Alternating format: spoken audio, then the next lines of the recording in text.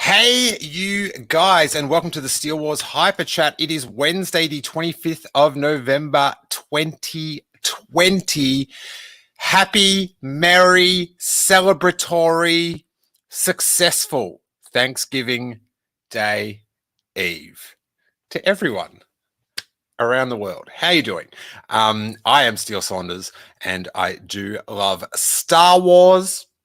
Welcome to the show, and pretty light Star Wars news day. We had some pretty good, if you haven't caught up with this week, on Monday, we covered Kathleen Kennedy talking to John Boyega, Ahsoka Tano hype, and everything from Mando Monday. And then yesterday, we talked about the Bad Batch character rumors, more Ahsoka hype, and some Boba Fett casting. Also, some Kenobi show casting rumors as well. I tell you all this because this episode is a Patreon all access episode on the normal iTunes feed. But if you want to check out becoming a Patreon, you get them every day. So you would have had all that loaded into your RSS feed of choice, like a normal podcast. Also, we just put up a new Robo report for Patreons on video and podcast. It's Robo's mid-Mandalorian season report, and we talk a bunch of other stuff. And then tonight, I'll be putting up a new Star Wars U by podcast in audio and video for patrons as well. So that starts from $3 a month and is very helpful. Hello to everyone in the chat. As it's a pretty light news day, we will be doing some questions from the chat, some topics, and I've got some Patreon questions as well that I put out the call this morning. Let's check out what's happening in Star Wars news. Let's see what's going on. I love going to just the Google News of Star Wars. Check out the cover of Sarah Kuhn's Dr. Aphra book, exclusive. Check this out. StarWars.com. And so that is the novel. No, it is the audiobook. Wait.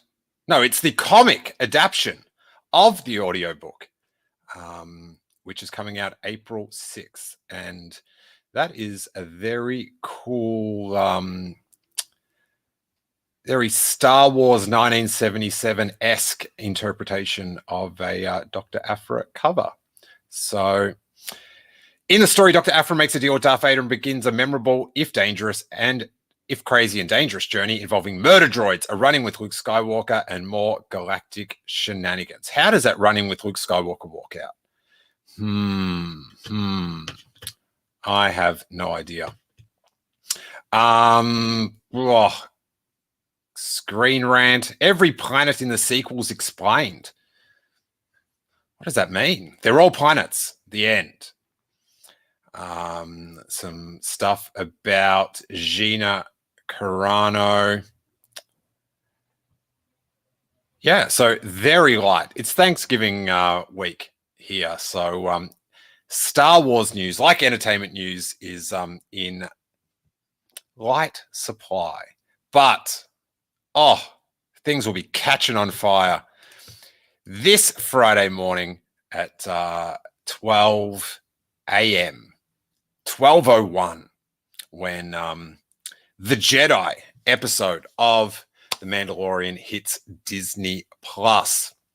And I'll be doing a live stream directly after that. So if you are staying up to watch The Mandalorian, wherever it is, at the top of the hour, you'll have time to watch it, get a coffee, get whatever you need. And at the top of the next hour, we'll go live with a live stream reacting to what's going on. And tomorrow, we've got our Thanksgiving Day spectacular, or whatever you want to call it. Me and Corey, and we'll be taking your calls on that. So very light for the Star Wars news. Let's go to the Patreon questions. And we've got a Star Wars Thanksgiving themed one from Michael Nip. Who is he? Oh, he's in the chat as well. So he's here to represent his question. And you guys chime in on this in the chat as well. He wants to know, what Star Wars characters would you want around your Thanksgiving table and why? Ooh, is this year's Thanksgiving? Because I don't know how many of these Star Wars characters that are gallivanting around the galaxy I would want bringing their intergalactic germs, no offense, anyone, to Thanksgiving Day dinner. I pulled up a thing of Star Wars characters here. Darth Vader, no buys, obviously. We've seen like one dinner he had. It didn't go well. It didn't go well for everyone else that was there. And in his younger years, you know, he's floating fruit around everywhere, and that's a bad example for Harry. So we try to get him not to play at the dinner table. So Vader ain't coming. Next up is Yoda.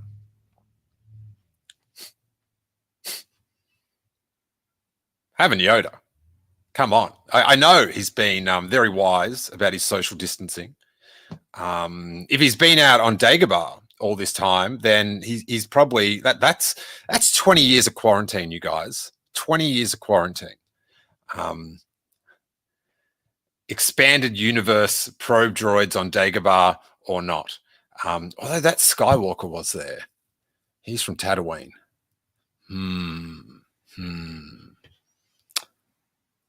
I'm going to give Yoda the yes. Obi-Wan Kenobi. He's an old man, so he should be distancing. So, do you know what I mean? For him, he should just be spending time with his direct family, which admittedly is pretty thin. But no, Obi-Wan Kenobi, you should stay at home. Safety first. Kylo Ren. Oh, no. I've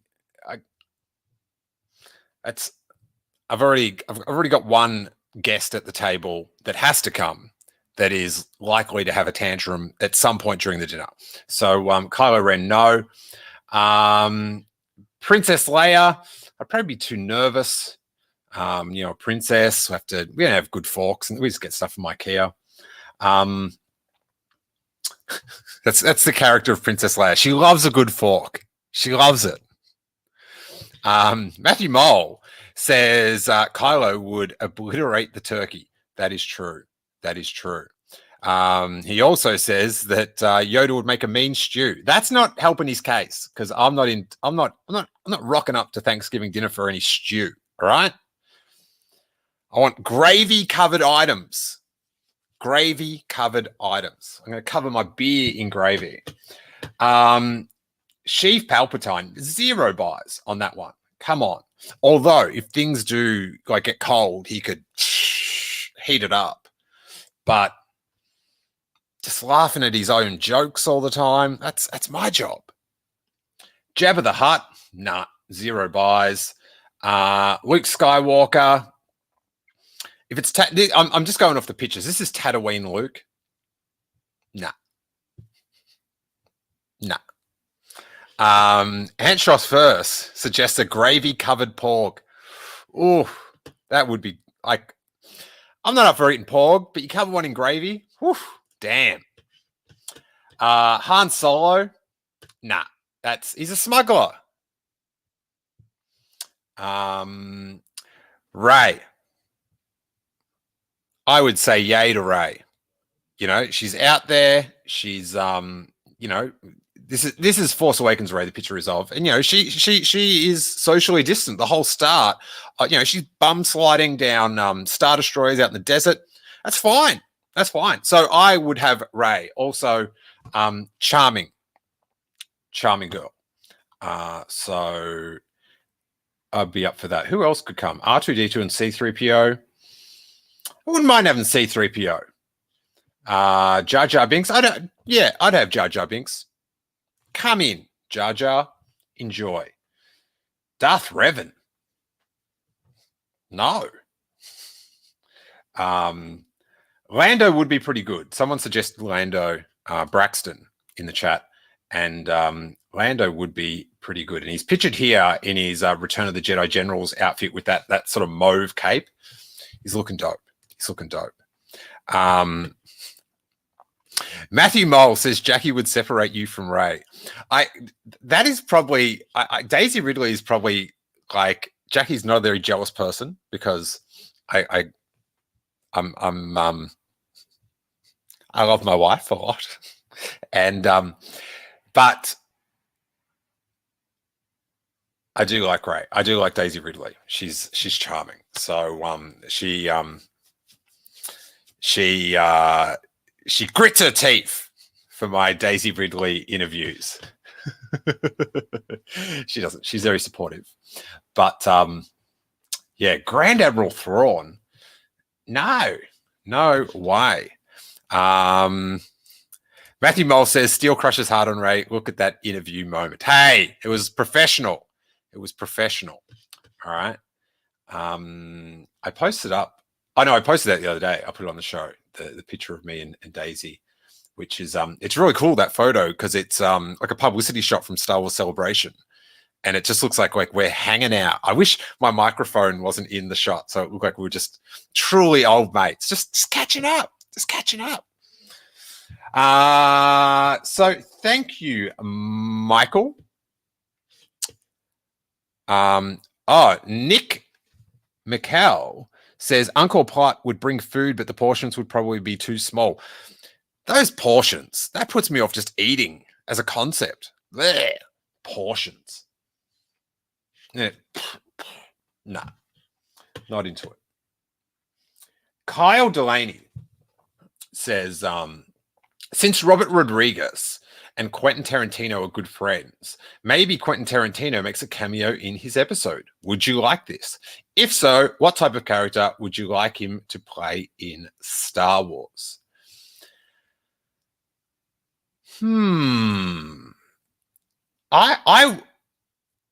As long as he's made up, I could see Quentin being another Mithril. I think he would make for a good Mithril. So yeah, I'd be up for it, but I don't want him. It can't be his face. It can't be his face. But a Mithril, he could be, Mithril's trying to go straight, our Mithril that we know and love, and then Uncle QT Mithril comes in trying to get him back to his old ways, and hilarity ensures. That would be that would be sick. Yeah. So yeah, I'm out of questions. This is it. This is all the content I have. You guys got anything? Got any questions?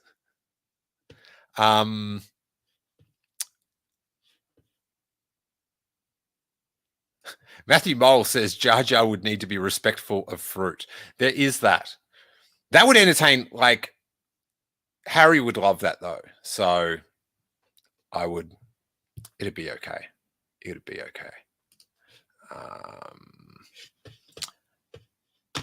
What else is happening? Braxton wants to know if I'm eggnog. Dude, I can't. Are you allowed to have eggnog? What's the rule? I didn't think I thought eggnog was a like a Christmas thing. Can you nog on Thanksgiving? You tell me, Americans, because if you guys okay this, I'm going to Jackie. I don't know if I'm ready for eggnog emotionally. Jackie's rule is she knows it because I love eggnog because we don't have it in Australia because it's hot during our Christmas. So it would be like to have that milky stuff, but zero buys. However, over here, I enjoy eggnog's warm embrace since I was introduced to it. Jackie makes it herself and pours all the good stuff in it. So, but she said, and she knows how to play me. the manipulation. She said, we can't have eggnog until the Christmas decorations are up. And we're not allowed to have the Christmas decorations until December 1st. So those decorations are going up December 1st, you guys, because I'm getting nogged up. December 2020, the winter of nog. Keep it pouring. I'm going to be on this all month with like my facial hair is going to have like froth all over it from getting nogged every episode. Cannot wait. Matthew Mole's got a question. What if we return to Kamino? The child is kidnapped by Gideon and taken there, and Din Djarin needs to team up with the one man who knows how to get there, Boba Fett. I too have pondered that possibility that could be an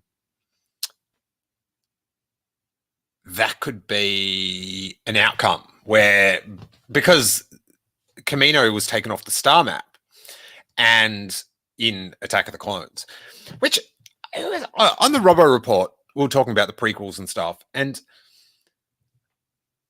I just think Attack of the Clones is one of the most watchable Star Wars movies, just to put it on and take it in, you know, and maybe, you know, you're doing other stuff at the same time, but I love that film. I came out of Attack of the Clones thinking that was like a huge improvement on the Phantom Menace. You know, with retrospect now and working out that if I just it's mainly the overplaying of Jar Jar is you know, apart from that, the Phantom Menace is a pretty damn good Star Wars film. It is a good Star Wars film, but if Jar Jar was underplayed a little bit more, it would they rely too much on that comedy too much. They keep going back for callback after callback. But yeah, Attack of the Clones, ripper. But so Kamino off the map. The child gets taken to Kamino. Dr. Name that's Dr. Persian. Someone will write that for me down the bottom, please. He has the Kamino badging. So it could happen that it would be a pretty elegant way, using all the pieces of the Star Wars jigsaw to get Boba Fett back in the story, that Baby Yoda's been taken there to get cloning, you know, research done on him, and that's the only person that knows where it is. The question is, how does Din work out that Boba Fett exists still and that he knows where Kamino is? Dex could come back into it and tell Din about that. But as an interesting Pershing, thank you, Aller Non Radish, and thank you, Matthew Mole. There is some Star Warsy thing that we can check out. I just remembered. EW did a story or an interview with Giancarlo. Whereabouts is this? Bang, here we go. November 24th. That was yesterday. All right, before that, we have got Jim Grote's with me. Need someone who knows about Kamino. Opens the door for the return of Dexter Jetster. Yes. Braxton says there's Halloween-themed eggnog now. Ooh. Does that mean it's got pumpkin in it? I hate pumpkin-flavored things. I can barely tolerate pumpkin-flavored pumpkin. TBH. Catherine Neen asks, do you think we'll see Dr. Pershing in person once again, and will he side with Din to protect Yoju? I think we'll see him again. for sure. Possibly on Camino. I don't know. But it is interesting that he seems like he wants to protect the child, but he's also sort of kind of weak-willed and caught up in this whole empire thing. So he also wants to look after him. And also, you know, like that sort of scientist that sort of thinks he's doing the right thing. So it would be interesting to see where Pershing's, you know, if he ends up, you know, doing a face turn, WWE reference or wrestling reference, and sort of sacrificing himself for the good of Yoju.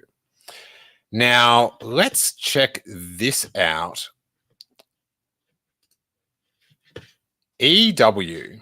Oh, actually, I've got the... Okay, well, yeah. I've got the badge up. So let's just talk about this. First up, I am all over the place. And that is the Black Friday sale, the little badges. Where is it? How can I... So hard to point at the thing. Doing $9.95 for all the classic Steele Wars T-shirts. A bunch of people have already taken this offer, which I appreciate. But yeah, I just to clear some of the older T-shirts, because we've sort of moved all the T-shirts over to below the collar, all the new ones. So I've got some classic ones here ready to go. Lucas 1138, The Force, The Supreme sort of bite. Blue Milk Classic, Your Snoke Theory Sucked, The Content, The Shill, I'm Ray's Parents, The Yavin University, The Pog, Mendo, have you seen him with the old Luke Skywalker print? A T-shirt that did make Harrison Ford laugh, which is bizarre. $9.95 with a big sticker pack as well. So check that out. That's why the badge is there. And your support helps us keep all this stuff going. All right, back to news. As much as I loathe plugs. Entertainment Weekly wants to know from Giancarlo, why do we always have to wait so long to see you each season? Giancarlo explains, they're dangling the carrot. They want you to be surprised. I think part of it is that they're stringing out the penultimate showdown that's happening between certain characters. But I hope that everyone gets excited when I finally get into the season. Also, I think it's partly designed of the construct of the show.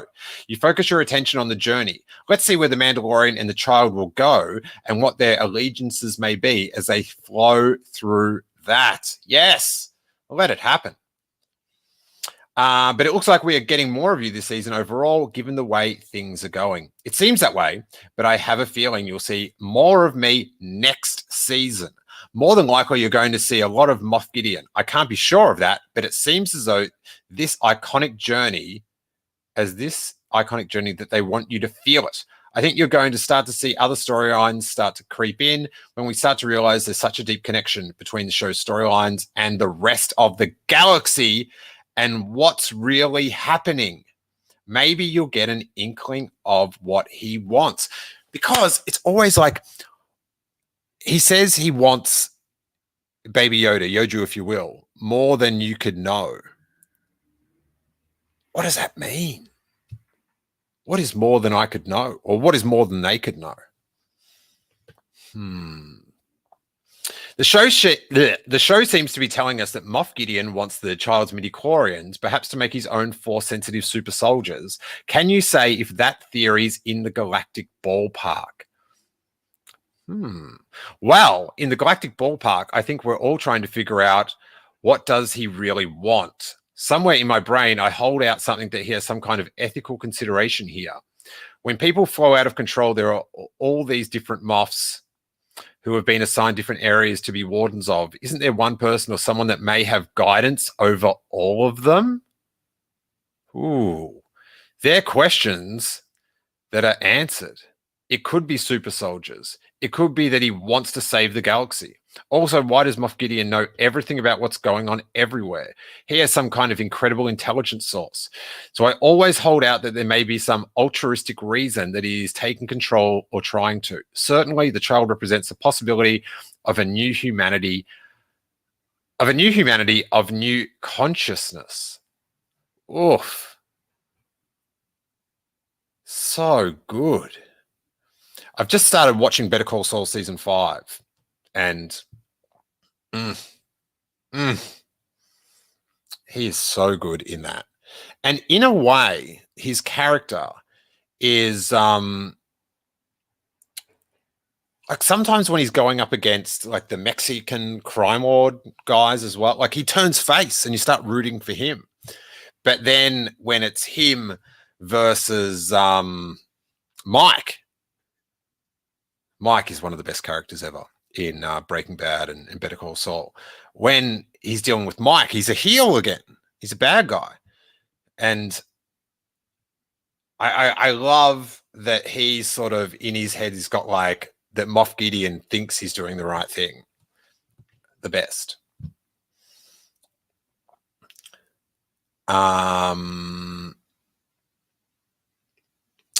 Some stuff about the frog lady eating eggs.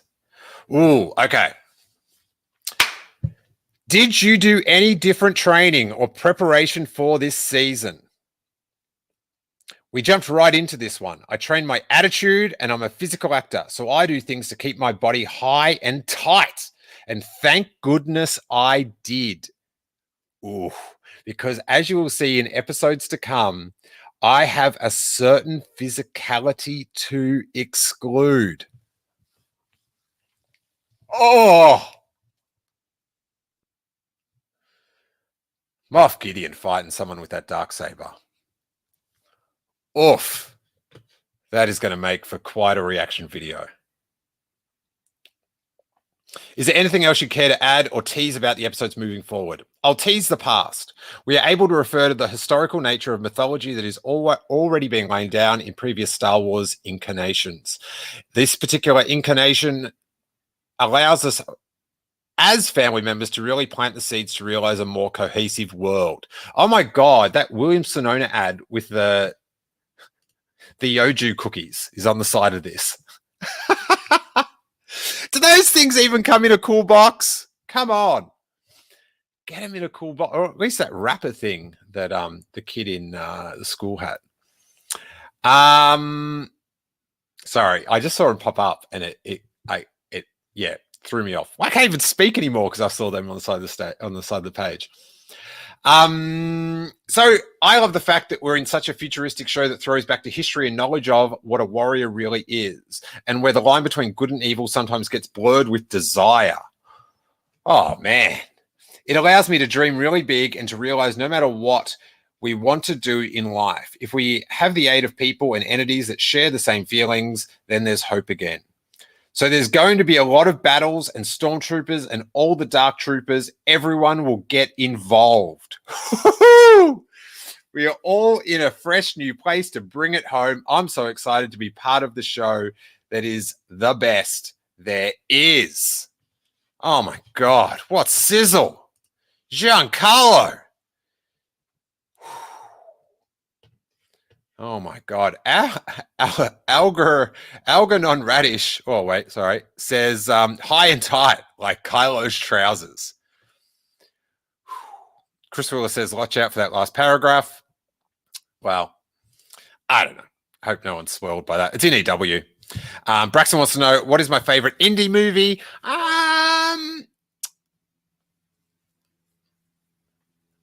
I don't know. I might go with Last Crusade. I like the team up. I like the team up. It's sweet. It's really funny. Matthew Mole says Garden State, and I have no idea what that means. So,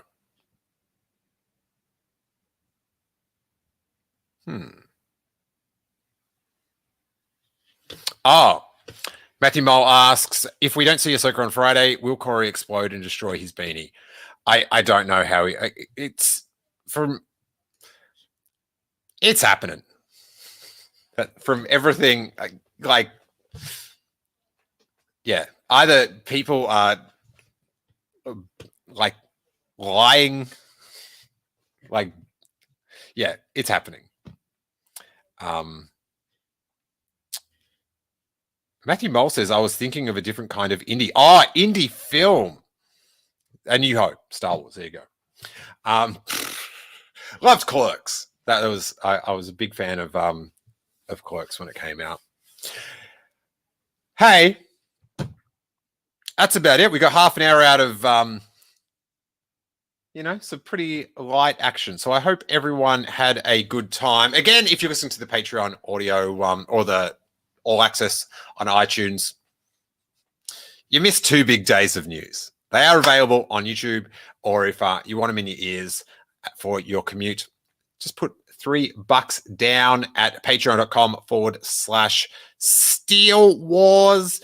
Now, coming up this weekend, tonight, for patrons only, we'll have a new Star Wars You Buy podcast. Already, we've got up a new Robo Report. Tomorrow, at the normal Hyperchat time, we'll have Corey and Steele's Star Wars Thanksgiving. We'll be taking your video calls on what you are thankful for in Star Wars. There will be 0 vibe checks in this episode. And if you want to hang out after your Thanksgiving festivities, or if you have to have them alone this year, come hang. And I guarantee we will have a lot of laughs. I've also, Sizzle, saving this to open on Thanksgiving, a very special something that I need Corey here to enjoy with me. So that is some good news. Matthew Mole says, where is Sam Carey? We are concerned because he's such a regular chatter. Was he not here before? No, he hasn't been here. Sam, you missed, buddy. Everyone missed. Oh, thank you, Braxton. I will get to that. Ari asks, how do we call in? I will post up a link and then you just click that and it will take you to a web interface. Works best on Chrome, from what I'm told. So Braxton reminded me I was going to say my prediction for Baby Yoda's name. All right, Braxton, you're the man. The chat is so helpful to make up for my lack of a script or show notes or whatever. To do this every day, I have to do it on the fly. So I was thinking about what would be a great Yoda-ish name for Baby Yoda that also people would kind of instantly accept because it was a homage to something. And what better thing to give a homage, the future of the Force, Baby Yoda, than to bring it back to the maker, George Lucas. Now, you can't call him Lucas. Can't call him George. What about, you got Yoda, right? People are like, what is this? I can just picture Emily going, don't go through with it, Steele. It's going to be horrible. I am interested to see what Emily Lynn's opinion of this is. So, you've got Yoda, Yaddle. What about, as a homage to the maker George Lucas, his name is Geo, G-E-O. Hey? What do you think? I've got to wait 20 seconds for the chat to see if they like it or not. So I'm so nervous. Come on, chat. Come through with the goods. What did you think? Geo. Chris Willis, who I think predicted this in the prediction contest, he's sticking with Minch. I should point out I've been putting up little clips of the predictions. We got them edited up, and I've been just posting up separate predictions, so check them out for our prediction contest. All right. Here we go. Adam to Jane says Yaddle was bad. It's not much. Braxton says Geo. I'm sticking with mine, Braxton. Jim Grote says, don't say McCullum. Don't say McCullum. Ari is feeling it. It's me and Ari. Geo against the world. Oh, no, Kyle Delaney. I like it. Daniel Santos says, I like Yoju better. Excellent. Excellent. Hey, I'm going to call out some people in the chat. Listen, on your little YouTube thing, I was having a go at Robbo about this last night. Download an avatar. Don't just have A or D, Ari and Daniel. Have a little picture. Oh, Kyle. There's a little picture of him. Now I know Kyle. All I know with Daniel is that his name starts with a D. Braxton says, do you think Mando will buy him some new clothes? Don't know. All right. So, Geo, time will tell. Please be Geo. Please be Geo. Hey, Ari, he's laughing. I'm not joking, buddy. I'm sick of your orange A, your little avatar thing. Get your face up there. Or something. Anyway, I think definitely now that this episode has gone on long enough. So we will see you guys tomorrow, 4 p.m. West Coast, 7 p.m. East Coast for the Thanksgiving Star Wars Spectacular. Friday morning, we'll have the live stream directly after the Mandalorian premieres. We're doing that for the first time. For patrons, we will have the Hawes Calls on Friday, where I call Hawes Burka of Blue Harvest, and we're just on the phone, have a quick half hour blah, blah, blah, blah, blah, about the episode. So some instant content for you guys to take in. Then Saturday night, we'll be having our round table, which I've loved how the round tables have developed into this sort of heads everywhere, laughs aplenty, free for all. And who have we got? We've got King Tom this week. We've got Maria from Sisters with Sabers. We have got Courtney from Squadron Goals. Who else is doing it this week? I'm forgetting. Maybe that's everyone that's confirmed. Corey, I hope. Noah, who knows? Who knows? Thank you guys so much. And may that force be... Oh, algorithm. Come on. Just thumbs up. Leave a comment. Always try to reply. Give us a retweet. All that good stuff. iTunes review. Help a brother out. You know what I'm saying? And may that force be with you.